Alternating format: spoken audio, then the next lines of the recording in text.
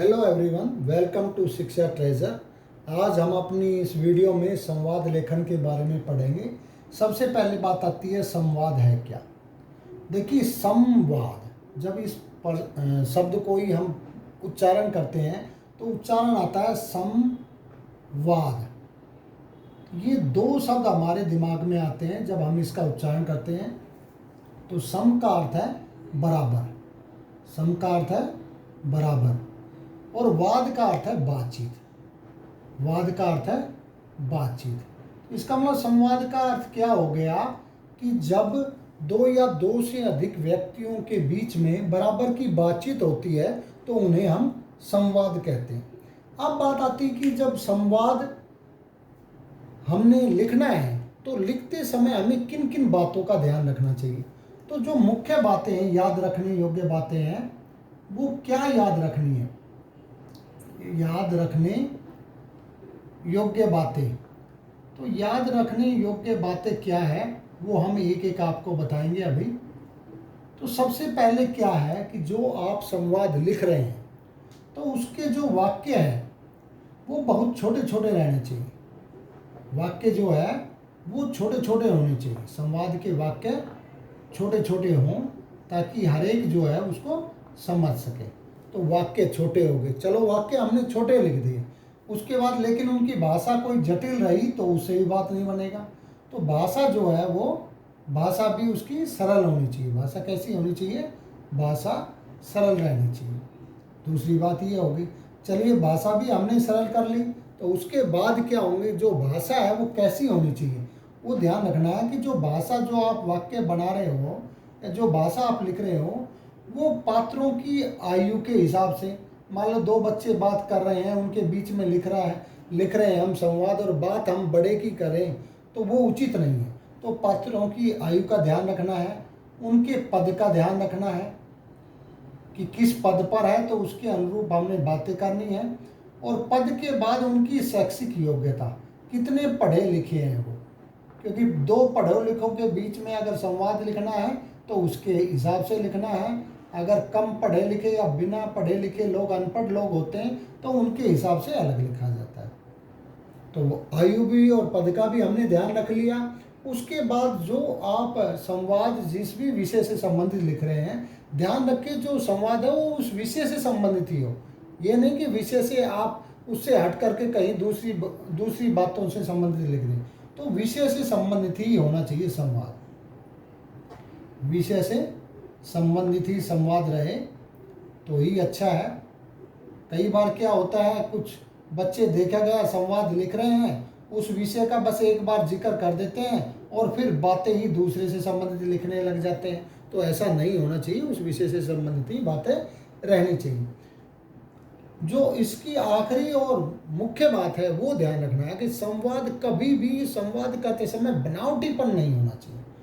यानी संवाद जो है अपनी सामान्य भाषा में, जिस भाषा में सभी समझ सकें और एक प्रभावशाली लगे, तो बनावटीपन वाली भाषा उसमें नहीं होनी चाहिए। बनावटीपन कभी नहीं, जैसा है जो मूल रूप से है तो वही बातें आपने ध्यान रखनी। तो ये 5 प्रमुख बातें हैं जो हम कोई भी संवाद लिखते हैं तो इन 5 बातों का ध्यान रखना है। वाक्य छोटे छोटे बनाने हैं, वाक्यों की भाषा भी सरल रखनी है, और वाक्य जो जिन पात्रों के बीच में बात कर रहे हैं उन पात्रों की आयु के हिसाब से होने चाहिए, उनके पद के हिसाब से और उनकी शैक्षिक योग्यता के हिसाब से। और फिर जिस विषय पर हम संवाद लिख रहे हैं तो उस विषय से हटकर हमें बिल्कुल भी बात नहीं करनी है, सभी बातें उसी विषय से संबंधित करनी है। और जब विषय से संबंधित बात हो जाती करते हो तो आप तो कहीं भी उन बातों में कोई बनावटीपन नहीं होना चाहिए। तो अब हम एक संवाद लिख करके दिखाएंगे कि किस तरह से किन्हीं भी दो व्यक्ति या दो से अधिक व्यक्ति के बीच में संवाद कैसे लिखा जाता है। अब ये एक उदाहरण लिया हमने कि परीक्षा में कम अंक आने पर पिता और पुत्र में संवाद हमने लिखना है।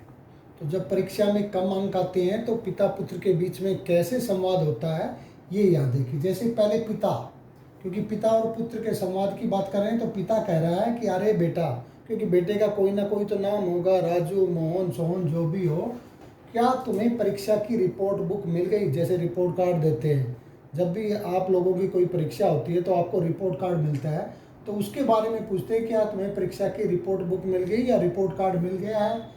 फिर राजू उसको जवाब देता है, अगर मिल गया होगा तो वो हाँ कहेगा, नहीं मिला है तो नहीं कहेगा।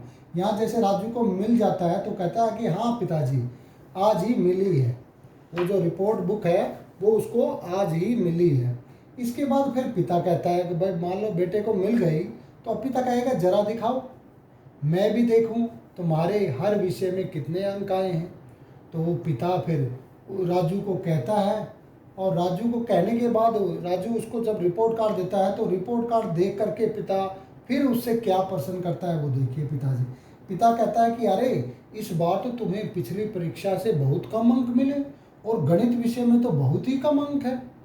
अब मान लो हम देखते हैं कि अधिकतर जो बच्चे जो है वो गणित में कमज़ोर मिलते हैं, उनके गणित में जो कम अंक आते हैं, तो राजू भी उनमें से एक है। राजू के भी गणित में बहुत कम अंक आए थे, तो वो ऐसे। उसके बाद राजू कहता है अब कम अंक आए तो कोई ना कोई बच्चा जो है अपना कारण बताएगा। तो यहाँ राजू बताता है कि इसमें मेरी गलती अधिक नहीं है। क्यों गलती अधिक नहीं है? कि इनके जो गणित विषय के अध्यापक थे वो बीच में ही विद्यालय छोड़ करके चले जाते हैं, और जो नए अध्यापक आते हैं उनका इनको ज़्यादा समझ में नहीं आता है। तो ये ऐसा कारण बता देते हैं।